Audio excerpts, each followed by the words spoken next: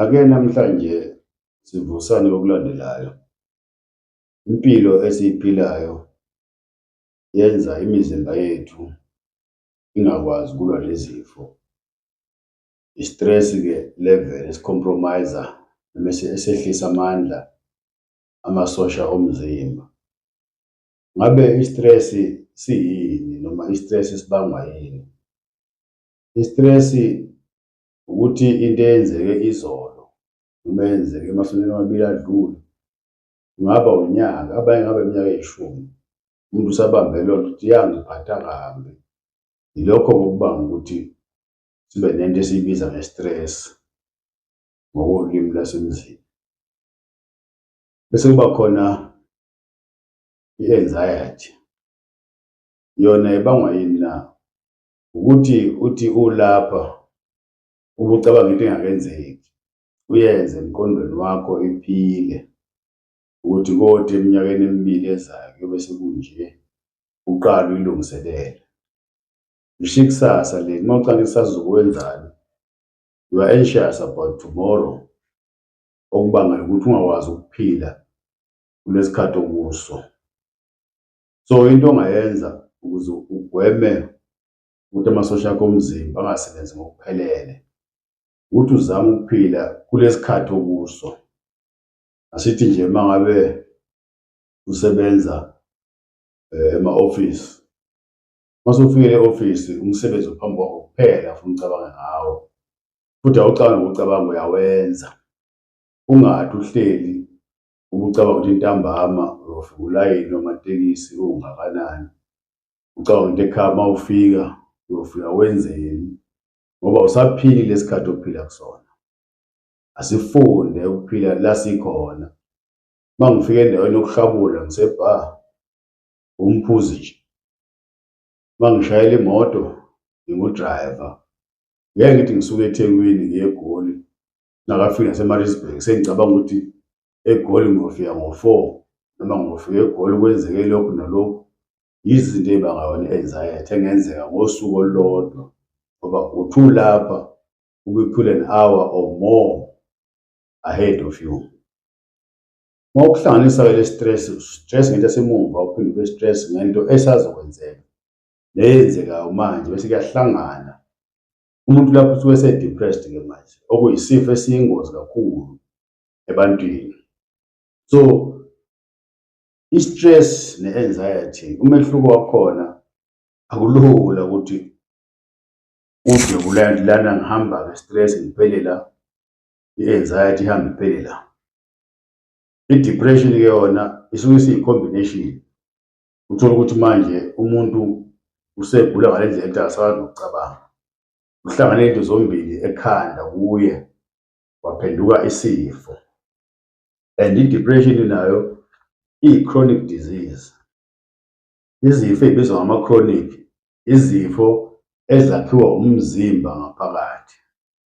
Lezo zifo zihlala nawe ungaze udlule lo mhlaba zingelashwa. Akhona amakhambi esiwasebenzisayo ukulapha isimo esinjalo. Kodwa before sikulaphe kufuneka wena, njengoba sikhuluma nje ukuthi yenziwa yini labo stress, anxiety no-depression, ukwazi ukulwa from ngaphakathi, ngoba akekho into engenzeka engaphandle. Into engaphandle awukwazi ukuyi-control-a, kodwa into ekuwena uyakwazi ukuyi-control-a. Izifo zangaphandle ungadla amakhambi, ungajova, ungagcoba okugcotshwayo ukuze uyilaphe, kodwa into eyenzeka ngaphakathi, amandla okuyinqoba akuwena. Ungavumeli ama-chronic diseases usudliswa ama-chemicals, amaphilisi uze uyoshona emhlabeni, kanti yinto ongakwazi ukuyilwa. Ulwazi-ke lolo luyinkinga elenza ukuthi ungazi ukuthi uzube lapha nje kwenzekeni.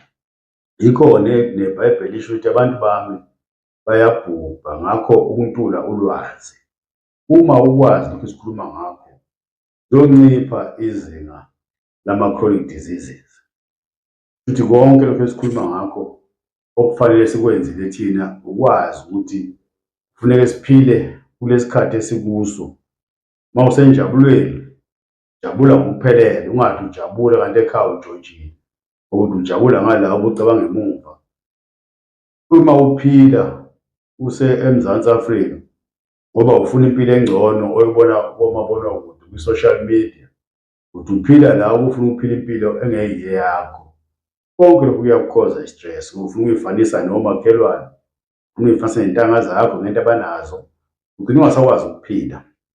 Awusakwazi-ke manje uconcentrate empilweni ngoba yonke into oyenzayo fanele uyenze ngolwazi. Into ezibanga-ke i-depression ngisho ngathi ile nto ehlanganisa into ebanjwe ngaphambili nento esazokwenzeka. Bekhona-ke ukuthi uma ngabe ufuna ukugwema i-stress, uyakwazi ukuthi unyakaze umzimba wakho. Kubalulekile ukuzivocavoca. Ngenkathi uzivocavoca uma ujima, uyakukhohlwa okuningi, uconcentrate kule nto kuyo. Nemithambo yakho iyaqaqeka ngoba i-stress senza imithambo iqine. Umuntu uma ungamthintela emahlombe uthi iqinile ngoba imithambo ithensile, negama liyasho ukuthi uthensile lo muntu. So uma wenza ama-exercise, ustresha, ujuluke, kuyasiza ekunciphiseni i-stress. Kodwa-ke nangale kwalokho kufuneka uma ngabe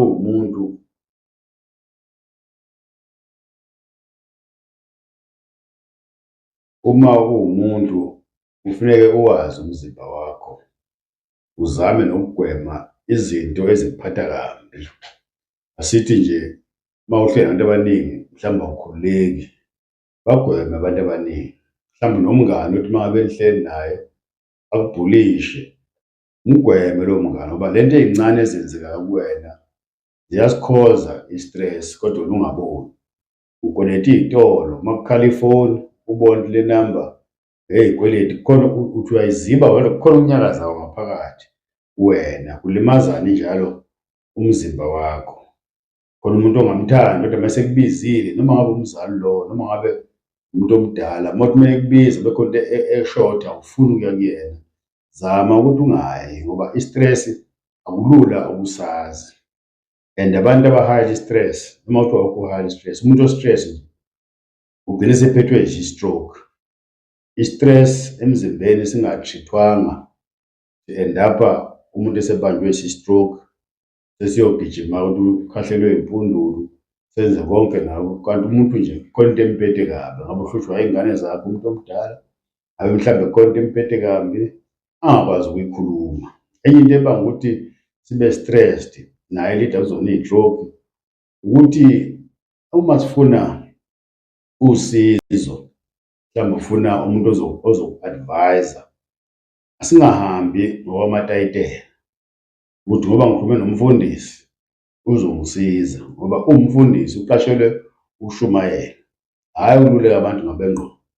Uphinde futhi ube khona labo abaqeqeshiwe ukweluleka abantu ngokwengqondo, kodwa uqeqesho wabo u-fixed ngoba bafunde izincwadi, indlela ebhalwe ngayo phansi ukuthi waye-stress kanjani uFan der Merwe.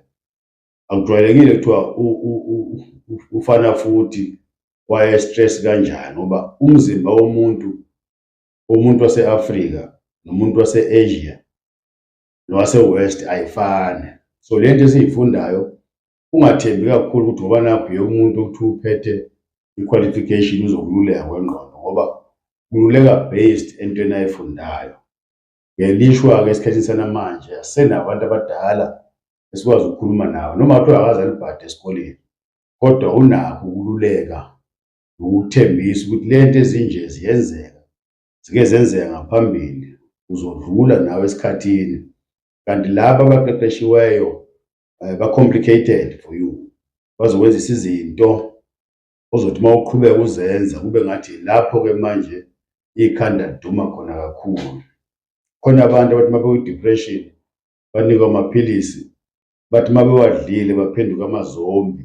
Umuntu angaze kusho usuku ukuthi lo singaki namhlanje kodwa udliswa amaphilisi, asuke emdoma umqondo, emshaya ukuthi anambe lento emhlungu, angabuzi ubuhlungu ukuthi yini ayicabangayo. So kusho ukuthi-ke njengoba zivusana nje kuleli hlelo lodwa, asilwanga nabantu abaqeqeshelwe ukwenza lento, asilwanga namakhamba ase-West, kodwa khona amakhambi akithi awemvelo asetshenziswayo to calm down i-stress level emuntwini.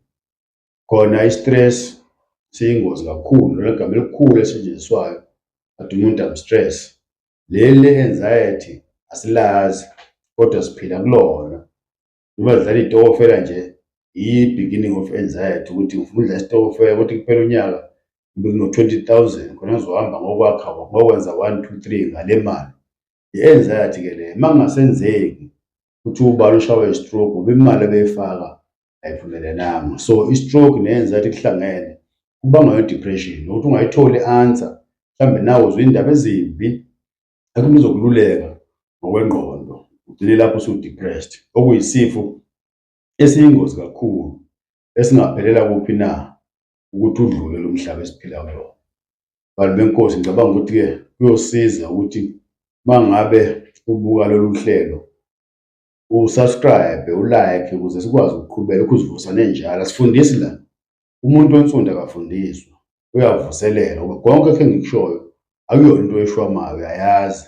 Kuphela kufanele umqondo wakho uhlale wazi ukuthi ukuze uphile kahle kufuneke uhambe uphelele kuphi, akube njalo.